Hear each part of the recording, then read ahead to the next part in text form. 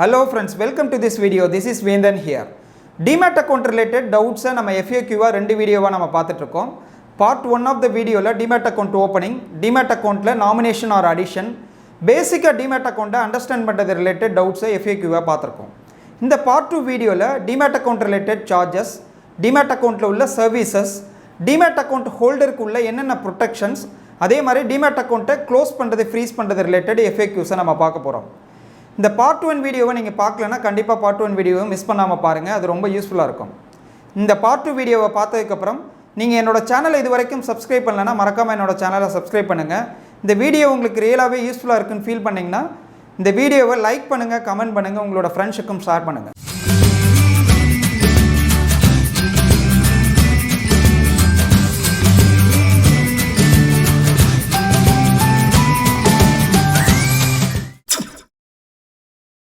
As investor demat account அப்படின்னு சொன்னாலே demat account related என்னென்ன எக்ஸ்பெண்டிச்சர் வரும் அப்படின்றது தான் நம்ம ஃபஸ்ட்டு தாட்டில் வரும்.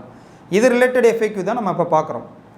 ஒரு டிமேட் அக்கௌண்ட்டை ஓப்பன் பண்ணி யூஸ் பண்ணுறோன்னா அதுக்கு என்னென்ன சார்ஜஸ் பே பண்ண வேண்டியிருக்கும். ஒரு டிமேட் அக்கௌண்ட்டுக்கு பே பண்ணக்கூடிய சார்ஜஸ் பிட்வீன் புரோக்கர்ஸே வேரி ஆகுது. இதுக்கு மெயினான ரீசன் என்னென்னா அந்த புரோக்கருக்கும் டெபாசிட்ரிஸ்க்கும் இடையில உள்ள டேர்ம்ஸ் அண்ட் கண்டிஷன். இது மட்டும் இல்லாமல் நம்மளோட டிமேட் அக்கௌண்ட்டில் எவ்வளோ வால்யூம் ஆஃப் ஹோல்டிங்ஸ் வச்சுருக்கோம், அதே மாதிரி என்ன டைப் ஆஃப் ஹோல்டிங்ஸ் வச்சுருக்கோம். ஃபார் எக்ஸாம்பிள் ஷேர்ஸ் வச்சுருக்கோமா, மியூச்சுவல் ஃபண்ட் வச்சுருக்கோமா, ETF வச்சுருக்கோமா, பாண்ட் வச்சுருக்கோமா, இதை பேஸ் பண்ணி கூட சார்ஜஸ் வேரி ஆகுது. ஒரு டிமேட் அக்கௌண்ட் அப்படின்னு சொன்னாலே இதில் ஒரு 4 டைப் ஆஃப் சார்ஜஸ் நம்ம ரெகுலராக பே பண்ணுவோம். ரெஸ்ட் ஆஃப் த சார்ஜஸ் நம்ம சர்வீசஸ் அவைல் பண்ணும்போது மட்டும் பே பண்ணுவோம். இந்த 4 சார்ஜஸ் அப்படின்னு சொன்னேன். இது மெயினாக என்னென்னா account opening fee, account maintenance charges, transaction fee, custody or safety fee அப்படின்னு சொல்லுவாங்க. இதில் அக்கௌண்ட் ஓப்பனிங் ஃபீ அப்படின்றது என்னென்னா மோஸ்ட் ஆஃப் த ப்ரோக்கர் இப்போ டிமேட் அக்கௌண்ட்டை ஓப்பன் பண்ணுறதுக்கு அக்கௌண்ட் ஓப்பனிங் ஃபீ வாங்குறதில்ல. But some of the broker account opening fee வாங்குறாங்க. இது மோஸ்ட்லி 300 rupees வரைக்கும் சார்ஜஸ் பண்ணுறாங்க. ஃபார் எக்ஸாம்பிள் ஜீரோதாவில் ஒரு டிமேட் அக்கௌண்ட் ஓப்பன் பண்ணுறோன்னா அதுக்கு 200 rupees சார்ஜ் பண்ணுறாங்க. IIFL செக்யூரிட்டிஸில் அரௌண்ட் 300 rupees சார்ஜ் பண்ணுறாங்க. இது ஒன் டைம் பேமெண்ட் தான், ஒரு டைம் பே பண்ணிவிட்டு நம்ம விட்டுருவோம். செகண்ட் சார்ஜ் அப்படின்றது அக்கௌண்ட் மெயின்டெனன்ஸ் சார்ஜஸ். இந்த டிமேட் அக்கௌண்ட்டை மெயின்டைன் பண்ணுறதுக்கு நம்ம எவ்ரி இயர் ப்ரோக்கருக்கு பே பண்ணுறது தான் அக்கௌண்ட் மெயின்டெனன்ஸ் சார்ஜஸ் அப்படின்னு சொல்கிறாங்க. இது நார்மலாக 200லேருந்து 1000 rupees வரைக்கும் எவ்ரி இயர் பே பண்ணுவோம். நம்ம டிமேட் அக்கௌண்ட் எம்டியாக எந்த செக்யூரிட்டிஸும் இல்லாமல் இருந்தாலும் இந்த அக்கௌண்ட் மெயின்டெனன்ஸ் சார்ஜஸை நம்ம கண்டிப்பாக பே பண்ணியே ஆகணும். தேர்ட் சார்ஜ் அப்படின்றது டிரான்சாக்ஷன் ஃபீ. டிமேட் அக்கௌண்ட்டில் செக்யூரிட்டிஸ் கிரெடிட் ஆகுது, டெபிட் ஆகுது. இந்த டிரான்சாக்ஷனுக்கு நம்ம பே பண்ணக்கூடிய ஃபீ தான் டிரான்சாக்ஷன் ஃபீ அப்படின்னு சொல்கிறாங்க. இது மந்த்லி பே பண்ணுவோம். இந்த டிரான்சாக்ஷன் ஃபீயை சில ப்ரோக்கர் ஃப்ளாட்டாக நம்ம எவ்வளோ வேல்யூக்கு ட்ரேட் பண்ணுறோமோ அதில் இவ்வளோ பர்சன்டேஜ்னு சொல்லி வாங்குறாங்க. சில ப்ரோக்கர் பர் டிரான்சாக்ஷனுக்கு இவ்வளோன்னு வாங்குறாங்க. இந்த டிரான்சாக்ஷன் ஃபீ அப்படின்றது நார்மலாக எவ்வளோ இருக்குன்னா 10 rupeesலேருந்து 20 rupees பர் டிரான்சாக்ஷன் வாங்குறாங்க. ஃபோர்த் ஃபீ கஸ்டடியன் ஆர் சேஃப்டி ஃபீ அப்படின்னு சொல்லுவாங்க. நம்ம டிமேட் அக்கௌண்ட்டில் சேஃப் கஸ்டடியில் வச்சிருக்கிறதுக்கு நம்ம பே பண்ணக்கூடிய ஃபீ தான் கஸ்டடியன் ஃபீ. இந்த கஸ்டடியன் ஃபீயும் நம்ம மந்த்லி பே பண்ணுவோம். இந்த கஸ்டடியன் ஃபீ எதை பேஸ் பண்ணி மெயினாக வேரி ஆகுதுன்னா நம்ம டிமேட் அக்கௌண்ட்டில் எவ்வளோ நம்பர் ஆஃப் ஹோல்டிங்ஸ், அதாவது எவ்வளோ number of shares, mutual fund, ETF வச்சுருக்கோம் அப்படின்றத பொறுத்து இருக்கும். இது நார்மலாக எவ்வளோ சார்ஜ் பண்ணுறாங்கன்னா 50 paisலேருந்து 1 rupee per ISIN or per stock இவங்க சார்ஜ் பண்ணுறாங்க. இது இல்லாமல் டிமேட் அக்கௌண்ட் ரிலேட்டட் சில சர்வீசஸை நம்ம அவைல் பண்ணும்போது பே பண்ணுறோம். என்ன சர்வீசஸ்னால் டிமெட்டீரியலைசேஷன், ரீமெட்டீரியலைசேஷன், பிளட்ஜிங், அன்பிளட்ஜிங், KYCயில் அப்டேஷன், டிஸ் புக்லெட், அதாவது டெலிவரி இன்ஸ்ட்ரக்ஷன் ஸ்லிப்புன்னு சொல்லுவாங்க. இந்த புக்லெட் எதுக்குன்னா நம்ம ஷேரை டெபிட் பண்ணுறதுக்கோ இல்லை ஒரு இன்ஸ்ட்ரக்ஷனை ப்ரோக்கருக்கு கொடுக்கறதுக்கு யூஸ் பண்ணுறோம். அதே மாதிரி பிளட்ஜிங்காக இந்த டிஸ் புக்லெட்டை யூஸ் பண்ணுவோம். அதாவது அடிஷ்னலாக டிஸ் புக்லெட் வாங்கும்போதோ இந்த மாதிரி ஸ்பெஷல் சர்வீசஸ் அவைல் பண்ணும்போது அதுக்கு சார்ஜஸ் பே பண்ண வேண்டியிருக்கும். இந்த சார்ஜஸில் வரக்கூடிய செகண்ட் டவுட் என்னென்னா நம்ம டிமேட் அக்கௌண்ட்டில் செக்யூரிட்டிஸே வச்சிடல, அந்த கண்டிஷன் அக்கௌண்ட் மெயின்டெனன்ஸ் சார்ஜஸ் நம்ம பே பண்ணாமல் விட்டுட்டோன்னா என்ன ஆகும் அப்படின்றது தான். நார்மலாக நம்ம டிமேட் அக்கௌண்ட்டில் செக்யூரிட்டிஸ் இருந்தாலும் இல்லைனாலும் அக்கௌண்ட் மெயின்டெனன்ஸ் சார்ஜஸை நம்ம கண்டிப்பாக பே பண்ணியே ஆகணும். அப்படி பே பண்ணலன்னா ப்ரோக்கர் இனிஷியலாக நமக்கு இன்டிமேஷன் கொடுப்பாங்க, த்ரூ மெயிலோ எஸ்எம்எஸ்ஸோ இல்லை ஃபோன் காலோ வரும்.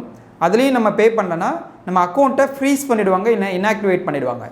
இந்த கண்டிஷனில் நம்ம அக்கௌண்ட்டை திரும்ப ஆக்டிவேட் பண்ணோன்னா ஃப்ரெஷ்ஷாக KYC இல்லை ID ப்ரூஃபை கொடுத்து ப்ரோக்கர்கிட்ட நம்ம AMC என்ன பே பண்ணுமோ அதை பே பண்ணிட்டு தான் இதை ஆக்டிவேட் பண்ண முடியும். டிமேட் அக்கௌண்ட் அப்படின்னு சொன்னாலே அதில் 3 சர்வீசஸ் தான் major services: dematerialisation, rematerialisation, pledging and unpledging. இது ரிலேட்டட் FAQ தான் நம்ம பார்க்குறோம். டிமெட்டீரியலைசேஷனை எப்படி பண்ணுறது? டிமேட் அப்படின்னு சொன்னாலே அதோட மெயின் பர்பஸே டிமெட்டீரியலைசேஷன் தான். டிமெட்டீரியலைசேஷன் அப்படின்றது என்னென்னா ஃபிசிக்கல் ஷேர் சர்டிஃபிகேட் நம்ம வச்சுருக்கோன்னா அந்த ஃபிசிக்கல் ஷேர் சர்டிஃபிகேட்டை எலக்ட்ரானிக் ஃபார்மேட்டில் கன்வெர்ட் பண்ணி டிமேட்டில் ஸ்டோர் பண்ணுறது தான் டிமெட்டீரியலைசேஷன் அப்படின்னு சொல்கிறாங்க. இதுக்கு நமக்கு 2 தேவை. DRF dematerialisation request form plus physical share certificate. இந்த டிஆர்எஃப் அப்படின்ற இந்த ஃபார்ம் வந்து புரோக்கர் கிட்ட இருக்கும். இந்த ஃபார்மில் மெயினாக என்ன இருக்குன்னா ஷேர் சர்டிஃபிகேட் பற்றின இன்ஃபர்மேஷனை நம்ம ஃபில் பண்ணோம். ஷேர் சர்டிஃபிகேட்டோட நம்பர் என்ன, எந்த கம்பெனி இஷ்யூ பண்ணியிருக்கு, டேட் ஆஃப் இஷ்யூ என்ன, எவ்வளோ நம்பர் ஆஃப் ஷேர் என்ன, அந்த கம்பெனியோட ஐஎஸ்ஐஎன் என்ன. ஐஎஸ்ஐஎன் அப்படின்றது இன்டர்நேஷ்னல் செக்யூரிட்டிஸ் ஐடென்டிஃபிகேஷன் நம்பர் இருக்கும். இது வந்து ஒரு யூனிக் நம்பர். வேர்ல்டு லெவலில் உள்ள எல்லா செக்யூரிட்டிஸ்க்கும் ஒரு ஐஎஸ்ஐஎன் நம்பர் இருக்கும். அதை பேஸ் பண்ணி தான் அந்த கம்பெனியை நம்மளால் ஐடென்டிஃபை பண்ண முடியும். அதனால் இந்த ஷேர் சர்டிஃபிகேட் ரிலேட்டட் டீட்டெயிலை இந்த டிமெட்டீரியலைசேஷன் ரெக்வஸ்ட் ஃபார்மில் ஃபஸ்ட்டு ஃபில் பண்ணுவோம். அது மட்டும் இல்லாமல் நம்மளோட demat account detail, demat account number, holder name, இந்த மாதிரி இதெல்லாம் ஃபில் பண்ணி அதோட நம்மக்கிட்ட உள்ள ஃபிசிக்கல் ஷேர் சர்டிஃபிகேட்டை டீஃபேஸ் பண்ணி கொடுக்கணும். டீஃபேஸ் அப்படின்றது என்ன, கிராஸ் பண்ணி கொடுக்குறது. நார்மலாக செக் இருக்குன்னா செக்கை வந்து கிராஸ் பண்ணி கொடுப்போம். இப்போ நீங்கள் பார்க்குற மாதிரி இந்த ஷேர் சர்டிஃபிகேட்டை கிராஸ் பண்ணி டீஃபேஸ் பண்ணி கொடுக்கணும். டீஃபேஸ் பண்ணுறதுல சரண்டர்ட் ஃபார் டிமெட்டீரியலைசேஷன் அப்படின்றத எழுதி அந்த டிஆர்எஃப் ஃபார்மோட இந்த ஷேர் சர்டிஃபிகேட்டையும் அட்டாச் பண்ணி நம்ம புரோக்கர் கிட்ட கொடுக்கணும். நம்ம புரோக்கர் என்ன பண்ணுறாரு, ஃபஸ்ட்டு இந்த ரெக்வஸ்ட்டை வந்து டெபாசிட்ரிஸ்க்கு ஒரு பக்கம் ஃபார்வர்ட் பண்ணுறாரு. இன்னொரு பக்கம் இந்த ஃபிசிக்கல் ஷேர் சர்டிஃபிகேட்டை எந்த கம்பெனி இஷ்யூ பண்ணுதோ இல்லை அந்த கம்பெனியோட ஆர்டிஏ அப்படின்றது ரெஜிஸ்டர் அண்ட் ட்ரான்ஸ்ஃபரிங் ஏஜென்ட் அப்படின்னு சொல்லுவாங்க. இது என்னென்னா ஒரு கம்பெனி இருக்குன்னா அவங்களோட ஷேர் ஹோல்டர் ரிலேட்டட் ஆப்ரேஷனை ஹேண்டில் பண்ணுறதுக்கு ஒரு ஏஜென்ட்டை அந்த கம்பெனி அப்பாயின்மெண்ட் பண்ணியிருக்கோம். இவங்கள தான் ஆர்டிஏ அப்படின்னு சொல்லுவாங்க. இந்த 2 பக்கமும் இந்த ப்ராசஸை பண்ணதுக்கப்புறம் இந்த ஆர்டிஏ வந்து நம்ம கொடுத்த ஃபிசிக்கல் ஷேர் சர்டிஃபிகேட்டோட ஜெனூனிட்டியை வெரிஃபை பண்ணுவாங்க. ஒன்ஸ் ஜெனூன்னு இந்த ஆர்டிஏ வந்து டெபாசிட்ரிஸ்க்கு கன்ஃபார்ம் பண்ணி அப்ரூவல் கொடுத்ததுக்கப்புறம் அந்த டெபாசிட்ரிஸ் அந்த இன்டிமேஷனை நம்மளோட புரோக்கருக்கு சொல்கிறாங்க. இந்த புரோக்கர் கிட்டேருந்து நமக்கு இன்ஃபர்மேஷன் வரும். அதே சமயம் டெபாசிட்ரிஸ் கிட்டேருந்து உங்களோட டிமேட் ரெக்வஸ்ட் வந்து கன்ஃபார்ம் ஆகிடுச்சு அப்படின்ற இன்டிமேஷன் வந்து நமக்கு ஒரு மெசேஜாக நம்ம ஃபோன் நம்பருக்கும் வருது. அதுக்கப்புறம் ஒன்ஸ் இந்த ப்ராசஸ் எல்லாம் முடிஞ்சதுக்கப்புறம் இந்த ஃபிசிக்கல் ஷேர் சர்டிஃபிகேட்டில் உள்ள ஷேர் வந்து டிமேட் ஃபார்மில் எலக்ட்ரானிக் ஃபார்மேட்டில் நம்ம டிமேட் அக்கௌண்ட்டில் கிரெடிட் ஆகுது. இதுதான் டிமெட்டீரியலைசேஷன் அப்படின்னு சொல்கிறோம். ரீமெட்டீரியலைசேஷன் அப்படின்றத எப்படி பண்ணுறது, டிமேட்டுக்கு ஆப்போசிட் தான் ரீமெட்டீரியலைசேஷன் அப்படின்னு சொல்கிறோம். ரீமெட்டீரியலைசேஷன் அப்படின்றது என்னென்னா டிமேட்டில் உள்ள எலக்ட்ரானிக் ஃபார்மேட்டில் உள்ள ஷேரை ஃபிசிக்கல் ஷேர் சர்டிஃபிகேட்டாக அகைன் கன்வெர்ட் பண்ணுறது. இது எந்த கண்டிஷனில் நம்ம பண்ணுவோன்னா, ஒரு டிமேட் அக்கௌண்ட் வச்சுருக்கோம், அதில் 1 or 2 ஷேர்ஸ் மட்டும்தான் வச்சுருக்கோம். அதே மாதிரி டிரான்சாக்ஷன் வந்து ரொம்ப ரேராக இருக்குன்னா நம்ம account maintenance charges and other charges பே பண்ணுறதை அவாய்ட் பண்ணுறதுக்கு நம்ம ரீமெட்டீரியலைசேஷன் அப்படின்றத பண்ணுவோம். இந்த டிமெட்டீரியலைசேஷன் ரீமெட்டீரியலைசேஷன் ரெண்டுமே வந்து மோரல்லஸ் ஒரே ஃபார்மட் தான். இந்த ரீமெட்டீரியலைசேஷனுக்கு என்ன பண்ணுவோன்னா அதே மாதிரி ரீமெட்டீரியலைசேஷன் ரெக்வஸ்ட் ஃபார்ம்னு இருக்குது. அதோட நம்ம ஐடி ப்ரூஃப் அந்த ஷேர் ரிலேட்டட் டீட்டெயில் எல்லாத்தையும் ஃபில் பண்ணி கொடுத்தோன்னா அதை வந்து எகைன் டெபாசிட்ரிஸ்க்கும் ஆர்டிஏக்கும் அனுப்பி இந்த ப்ராசஸை வந்து கம்ப்ளீட் பண்ணி தராங்க நமக்கு புரோக்கர். இந்த டிமெட்டீரியலைசேஷன் ரீமெட்டீரியலைசேஷன் இது ரெண்டுத்துக்குமே வந்து நார்மலாக எவ்வளோ சார்ஜ் பண்ணுறாங்கன்னா 150 to 300 rupees per share certificate charge பண்ணுறாங்க. இதுக்கு 18% ஜிஎஸ்டியும் நம்ம பே பண்ண வேண்டியிருக்கும். இதுக்கு நார்மலாக 15 to 30 days வரைக்கும் டைம் வந்து ஆகுது. இந்த டிமேட்டில் உள்ள ஹோல்டிங்கை வச்சுட்டு நம்ம லோன் வாங்க முடியுமா? எஸ்.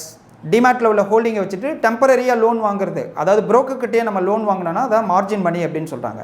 அதை வந்து ப்ளட்ஜ் பண்ணி, அதாவது டிஏஎஸ் அதாவது டெலிவரி இன்ஸ்ட்ரக்ஷன் ஸ்லிப் கொடுத்தோ இல்லை ஆன்லைன்லேயே ப்ளட்ஜ் பண்ணி நம்ம டெம்பரரியாக புரோக்கர்கிட்டேருந்து லோனை வாங்கி அந்த லோன் அமௌண்ட்டை யூஸ் பண்ணி நம்ம ட்ரேட் பண்ணலாம், இல்லை இன்வெஸ்ட் பண்ணலாம். அதே மாதிரி நம்ம டிமேட் அக்கௌண்ட்டில் உள்ள ஹோல்டிங்கை ஒரு பேங்க்கில் ப்ளட்ஜ் பண்ணி கூட பேங்க்லேருந்து லோன் வாங்க முடியும். இந்த ப்ளட்ஜிங் ஆப்ரேஷன் ரிலேட்டட் செப்பரேட்டாக நான் ஒரு வீடியோ மேக் பண்ணுறேன், அதில் நம்ம டீட்டெயிலாக பார்க்கலாம். லைக் அதர் அக்கௌண்ட் நம்ம டிமேட் அக்கௌண்ட் வச்சிருக்கும் போது டிமேட் அக்கௌண்ட்டில் உள்ள ஹோல்டிங்க்கு என்ன சேஃப்டி ஃபீச்சர் இருக்குது அப்படின்ற டவுட்டு தான் நமக்கு மேஜர் டவுட்டாக இருக்கும். இது ரிலேட்டட் FAQ தான் நம்ம இப்போ பார்க்குறோம். நம்ம ஒரு டிபி கிட்ட ஒரு புரோக்கர் கிட்ட ஒரு டிமேட் அக்கௌண்ட் வச்சுருக்கோம். அந்த புரோக்கரே பேங்க்ரப்ட் ஆகி அவரோட ஆஃபீஸை க்ளோஸ் பண்ணுறாருனா இந்த கண்டிஷனில் என்ன நடக்கும்? ஒரு புரோக்கர் பேங்க்ரப்ட் ஆகிட்டார்னா செபி வந்து ஸ்டெப்பின் ஆகும். அந்த புரோக்கர் கிட்ட உள்ள டிமேட் அக்கௌண்ட் எல்லாத்தையும் செபி வந்து ஃப்ரீஸ் பண்ணோம். அதுக்கப்புறம் கிளைண்ட்டுக்கு வந்து 2 ஆப்ஷன் கொடுக்கும். ஒன்று, இந்த டிமேட் அக்கௌண்ட்டில் உள்ள ஹோல்டிங்ஸ் எல்லாத்தையும் இன்னொரு புரோக்கர் கிட்ட ஒரு நியூ டிமேட் அக்கௌண்ட் ஓப்பன் பண்ணி அதில் ட்ரான்ஸ்ஃபர் பண்ணுறதுக்கு அலோவ் பண்ணோம். இல்லை இந்த டிமேட் அக்கௌண்ட்டில் உள்ள ஹோல்டிங்ஸை ரீமெட்டீரியலைசேஷன் பண்ணுறதுக்கு அலோவ் பண்ணோம். இந்த 2 ஆப்ஷனில் ஏதாவது ஒன்று யூஸ் பண்ணி நம்மளை சேவ் பண்ணிக்கலாம். நம்ம டிபிக்கு கொடுக்கக்கூடிய இன்ஸ்ட்ரக்ஷனை டிபி வந்து ஒபே பண்ணலன்னா இந்த கண்டிஷனில் யார்கிட்ட கம்ப்ளைண்ட் பண்ண முடியும்? நம்மளோட டிமேட் அக்கௌண்ட் NSDLா இல்லை CDSL இருக்கா அப்படின்றத செக் பண்ணோம். NSDL CDSL கிரீவன்ஸை ரெட்ரஸ் பண்ணுறதுக்கு கிரீவன்ஸ் ரெட்ரஸல் மெக்கானிசம் இருக்குது. அதை அப்ரோச் பண்ணி டிபி மேலே ஆக்ஷன் எடுக்கலாம். இவங்க 2 பேர்ட்டையும் நமக்கு எடுக்கக்கூடிய ஆக்ஷன் வந்து சாட்டிஸ்ஃபைங்காக இல்லைனா செபி கிட்ட நம்ம ரெப்ரசென்ட் பண்ணுறதுக்கு செபி கிட்ட கிரீவன்ஸ் ரெட்ரஸல் மெக்கானிசம் இருக்குது. இதில் இமெயிலையோ ஃபோன்லேயோ காண்டாக்ட் பண்ணி நம்மளோட ரெப்ரசன்டேஷனை கொடுத்து டிபி மேலே ஆக்ஷன் எடுக்க முடியும். டிமேட் அக்கௌண்ட் ஓப்பன் பண்ணும்போது நம்ம பவர் ஆஃப் அட்டானி கொடுக்குறோம். இதை யூஸ் பண்ணி டிபி ஆர் புரோக்கர் வந்து நம்மளோட பேங்க் அக்கௌண்ட்லேருந்து மணியை எடுக்க முடியுமா? நோ.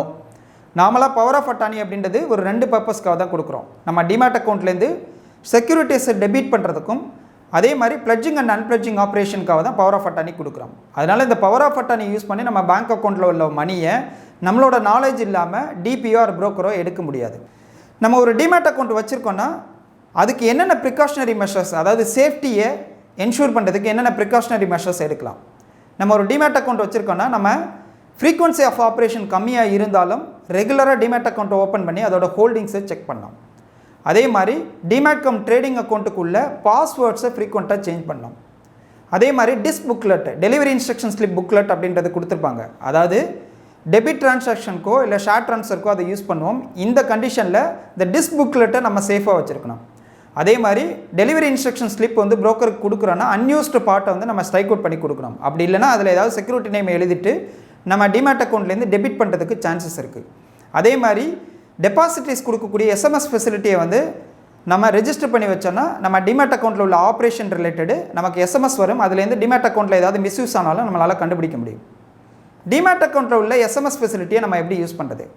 நார்மலாக என்எஸ்டிஎல் சிடிஎஸ்எல் 2 டெபாசிட்ரியுமே ஃப்ரீ எஸ்எம்எஸ் சர்வீசஸை கொடுக்குறாங்க. எதுக்குன்னா இந்த எஸ்எம்எஸ் எந்தெந்த கண்டிஷனில் வரும்னா டிமேட் அக்கௌண்ட்லேருந்து ஒரு கிரெடிட்டோ டெபிட்டோ இல்லை போனஸ் ஷேர்ஸோ இல்லை ஸ்டாக் ஸ்ப்ளிட் ஆகி ஸ்டாக்ஸ் ஆட் ஆனாலோ, அதே மாதிரி ஒரு கேவைசியில் சேஞ்சஸ் வந்தாலோ இல்லை அட்ரஸில் சேஞ்சஸ் வந்தாலோ, இந்த கண்டிஷனில் டிமேட்டில் எனி சேஞ்சஸ் வந்தாலும் நமக்கு ஒரு எஸ்எம்எஸ் வரும்.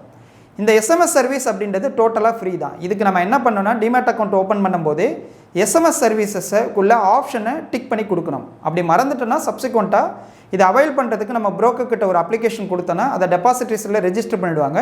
அதுக்கப்புறம் நம்ம எஸ்எம்எஸ் சர்வீசஸை அவைல் பண்ணிக்க முடியும். ஒரு டிமேட் அக்கௌண்ட் டார்மண்ட் ஆகுமா? எஸ். ஒரு டிமேட் அக்கௌண்ட்டில் லாங் டர்மாக எந்த டிரான்சாக்ஷனும் இல்லைனா அந்த டிமேட் அக்கௌண்ட்டை டார்மண்ட்னு சொல்லி புரோக்கர் கிளாஸிஃபை பண்ணி இன்ஆக்டிவேட் பண்ணுறாங்க. இந்த லாங் பீரியட் அப்படின்னு சொன்னால் லாங் பீரியடுக்கு செபியில் எந்த ப்ரிஸ்கிரிப்ஷனும் கொடுக்கல. ஈவன் சில புரோக்கர்ஸ் வந்து 6 மந்த்ஸுக்கு வந்து டிரான்சாக்ஷன் இல்லைனா கூட அந்த அக்கௌண்ட்டை இன்ஆக்டிவேட் பண்ணிடுறாங்க. சில புரோக்கர்ஸ் ஈவன் 2 இயர்ஸுக்கு எந்த டிரான்சாக்ஷன் இல்லைனாலும் அந்த அக்கௌண்ட்டை வந்து ஆக்டிவாகவே வச்சுருக்காங்க. அதனால் இந்த டியூரேஷன் அப்படின்றத செபி எதுவுமே ப்ரிஸ்கிரைப் பண்ணல. இப்படி ஒரு அக்கௌண்ட் வந்து டார்மண்ட் ஆகிடுச்சுன்னா அந்த கண்டிஷனில் அதை ஆக்டிவேட் பண்ணுறதுக்கு நம்ம என்ன பண்ணணும்னா ஃப்ரெஷ்ஷாக கேவைசி கொடுத்து அதோட ஐடி ப்ரூஃபையும் புரோக்கர் கிட்ட கொடுத்தோன்னா அவங்க ஆக்டிவேட் பண்ணிடுறாங்க. ஒரு டிமேட் அக்கௌண்ட்டை ஃப்ரீஸ் பண்ண முடியுமா? எஸ். ஒரு டிமேட் அக்கௌண்ட்டை ஃபுல்லாவோ பார்ஷியலாவோ ஃப்ரீஸோ டீஃப்ரீஸோ நம்மளால் பண்ண முடியும். ஃப்ரீஸ் அப்படின்னு சொன்னால் அது 2 கண்டிஷனில் நடக்கும். ஒன்று ரெகுலேட்டரி ஃப்ரீஸ், இன்னொன்று வந்து வாலண்டரி ஃப்ரீஸ். ரெகுலேட்டரி ஃப்ரீஸ்னால் லா படி பண்ணுறது. அதாவது ஒரு டிமேட் அக்கௌண்ட்டு கொடுக்கக்கூடிய ஸ்டாச்சுட்டரி டாக்குமெண்ட் கொடுக்கல, ஆதார் ஆர் பேனை கொடுக்கலன்னா அந்த கண்டிஷனில் புரோக்கர் வந்து ஃப்ரீஸ் பண்ணுவார். அதே மாதிரி ஒரு ஐடி டிபார்ட்மெண்ட்லேருந்து ஒரு டிமேட் அக்கௌண்ட்டை ஃப்ரீஸ் பண்ணுங்கன்னு ஒரு இன்ஸ்ட்ரக்ஷன் வந்தீங்கன்னா அந்த கண்டிஷனில் ஃப்ரீஸ் பண்ணுறாங்க. அதே மாதிரி ஒரு டிமேட் அக்கௌண்ட்டில் 3 இயர்ஸுக்கு டிரான்சாக்ஷன் இல்லைன்னா as per the SEBI rule broker வந்து அந்த டிமேட் அக்கௌண்ட்டை ஃப்ரீஸ் பண்ணணும். இது எதுக்காக பண்ணுறாங்கன்னா அந்த டிமேட் அக்கௌண்ட் வச்சுருக்கவங்களோட ஹோல்டரோட இன்ட்ரெஸ்ட்டை ப்ரொடெக்ட் பண்ணுறதுக்காக பண்ணுறாங்க. டிமேட் அக்கௌண்ட்டை க்ளோஸ் பண்ண முடியுமா? எஸ். நம்ம டிமேட் அக்கௌண்ட் ஓப்பன் பண்ணுற மாதிரி டிமேட் அக்கௌண்ட்டை க்ளோஸ் பண்ணுறதுக்கும் ஒரு ப்ரொசீஜர் இருக்குது.